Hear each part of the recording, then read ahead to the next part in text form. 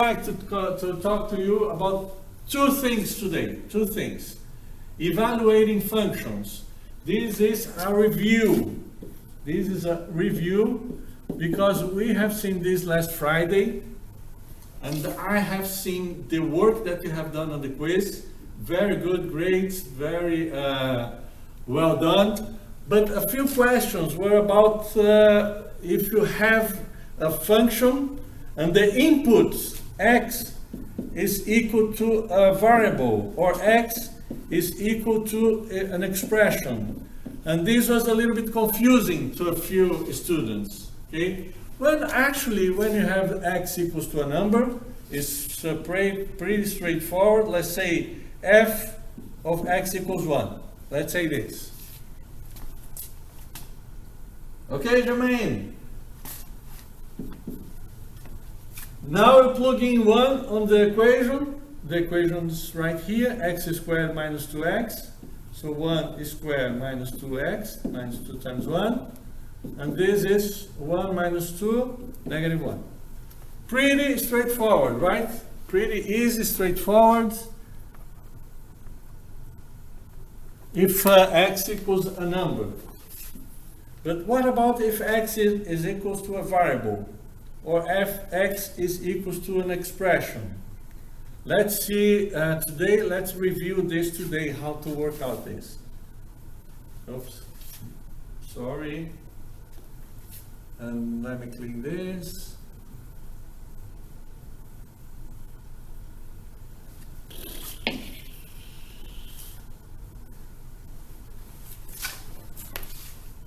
Just a minute. Okay. If let's work with the first example, f of x equals t, and you know that f of x equals x squared minus 2x, and we're going to plug in here. We're going to plug in x equals t, right? I'm going to plug in here x equals t, right? Let's substitute, and this is equal t squared minus 2 times t. See? And that's it. That's it. This is the result. This is the new equation that's going to be the result of your plugging in x equals t. What's different here is that if you have x equals a number, as a result you're going to have a number as well. But if you have x equals a variable, the result is going to be a new expression using the new variable. Let's check out B, example B. G of w plus 4. And we know that g of x equals 3x plus 5. And we're going to plug in here, instead of x, let's plug in x plus, oops, not x, w plus 4. W plus 4. Instead of x, we're going to plug w plus 4. This is going to be equal 3 times w plus 4 plus 5. We're going to work out here the distributive property. So 3 times w equals 3w. 3 times 4, 12. 12 plus 5, 17. Okay, that's the answer, that's the result.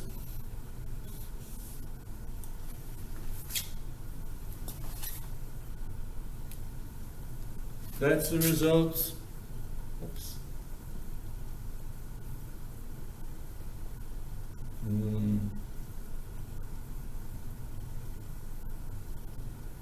Oops, now it's confusing. Okay, it's a little bit better. Okay, here it is. It's going to be 3w plus 17. Make sense? We're going to work some examples on the quiz.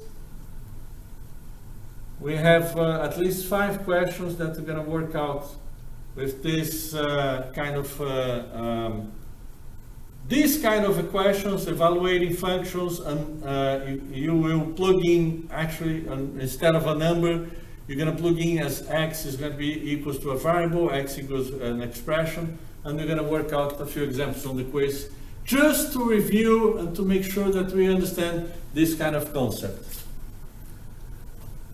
This is a review. Now let's go to the real topic of today's class, really important, and this is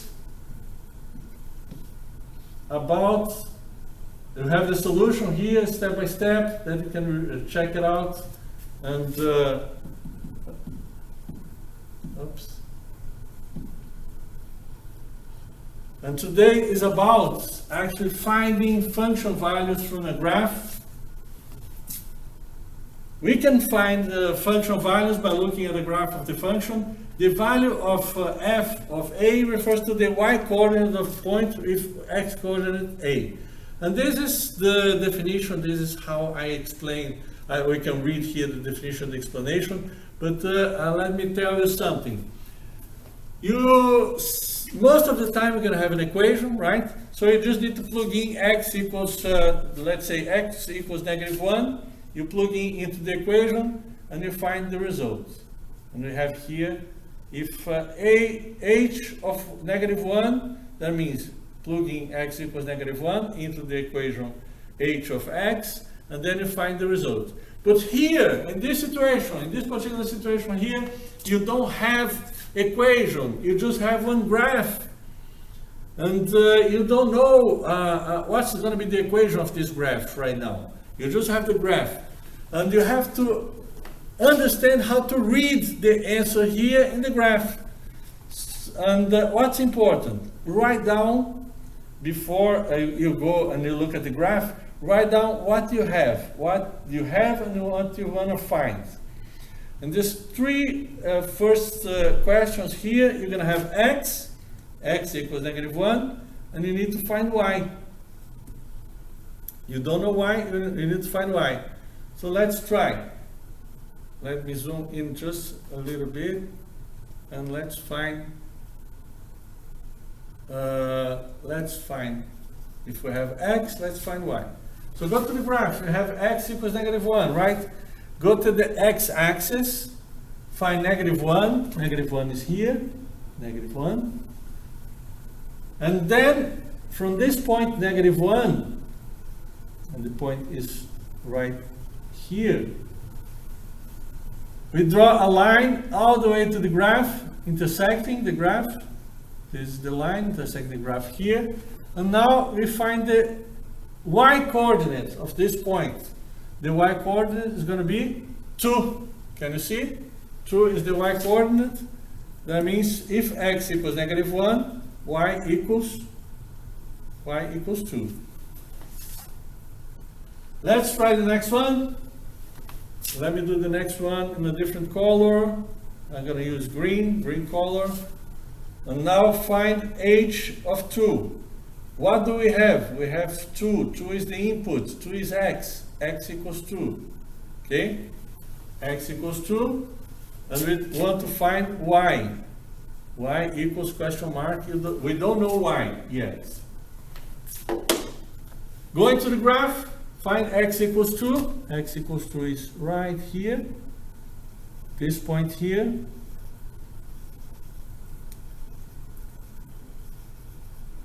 This point x equals 2. Draw a vertical line.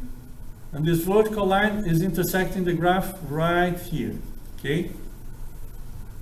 Now find the y-coordinate of this point. And the y-coordinate is 1.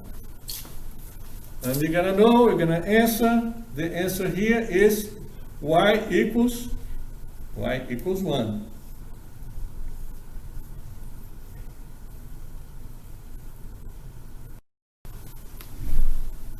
Very good, Jacob, because this is the explanation that Euro gave is perfect. For the first part, they give you X, they want you to find Y. That's it. For the second part, is the other way around. They give you Y, and they want you to find X. And what is tricky is in the first part is just one Y. If it's a function, it's going to be only one Y. And for the second part, sometimes it's going to be more than one X, like here on letter E. Can be more than one X. At the beginning is a little bit confusing, I understand, because see the graph here, so many colors, so many things that you have to read and identify on the graph. But when you work, when you kind of practice a little bit, I think it becomes more clearer or more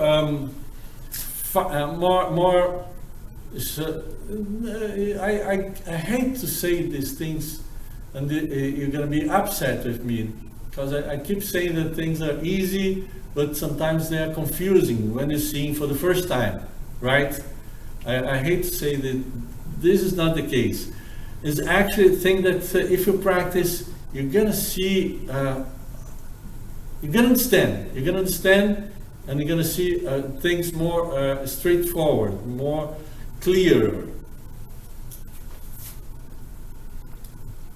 Great. Any further questions? Any questions here? I think it's gonna be worthwhile to spend more time on the quiz. So if there are no questions, I think still a little bit confusing, but we're gonna work out on the quiz, okay? And we will try to clear this up on the quiz. And some of you already got the concept, like you will, that summarize it perfectly. I'm gonna move. This is the explanation if you need. And actually, before going to the quiz, before working on the quiz, let's check our bell work, okay? So before moving to the quiz, let's try to find out the answer to our bell work. And just to remind you, Janie's friends were chipping in to buy her a present. At first 10 friends would chip in, but 2 of them drop it out. The remaining 8 friends had to chip in another $1 to bring the amount back to the original value. How much money will they raise? So type your guesses. I'm not gonna, as you can see here, if you have 10 friends chipping in $4 each one, this is gonna make $40. But then 2 drop it, and now we have only 8 friends, and the amount raised just $1. So 8 times 5, $40. They have the same amount. The amount that they will raise, they plan to raise to buy the gift, is going to be $40. You answered the multiplication problem. Okay, Kalia, thank you for the help. Thank you. And the answer for this bell work is just a silly puzzle, a silly question. And this is question G of the quiz today. Before even looking at the graph, just read the question and understand what do you have. You have f of x equals 0. That means x equals 0, right? X equals 0. The input here is 0, so x equals 0. You want to find y. You want to find y. Now, let's look at the graph. We have the information that we need. Let's look at the graph. X equals 0 is here. Go to the x-axis, find x. X equals 0. And y, go to the y-axis, is going to be 3 for x equals 0. That means the answer for the first question is x equals 3. Y equals 3, y equals 3, right here. Okay? Let's try the next one, the second one, H. And read, find f of 3. That means x equals 3. We need to find y.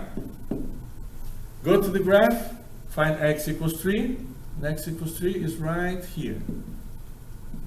This is x equals 3. And draw a vertical line, intersect the graph, and find the y coordinate of this point, which is 1. That means y equals 1.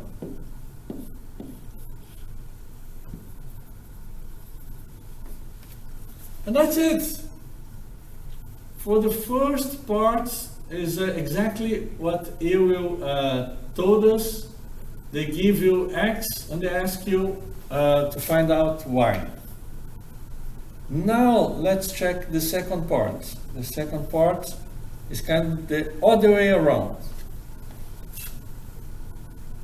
Second part, I, letter I. For what value of x is f of x equals -3?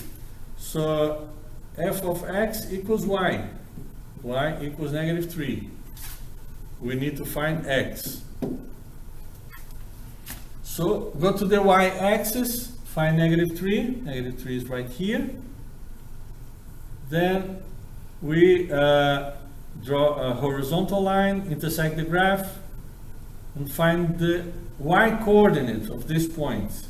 And the y coordinate of this point is going to be just by coincidence. It's not always like that. X is going to be also -3 in this case here by coincidence.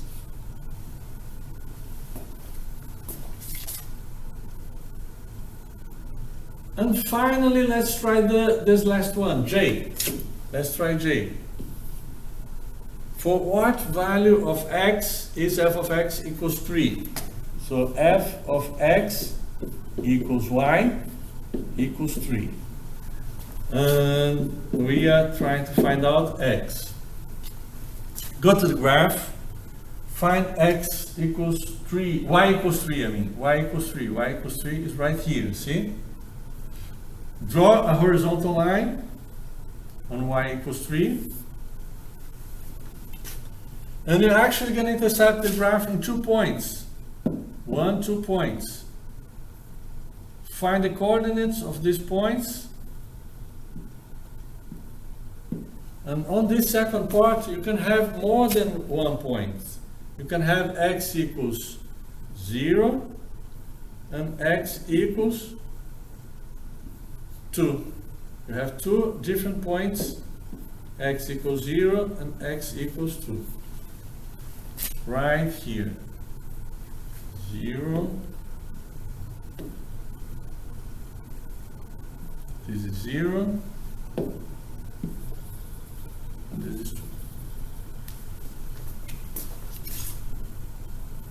Questions? Now I'm going to give you a couple of minutes so you can work on the next questions that are similar to this one. So let me know if you need help. Type here your feedback, your answers.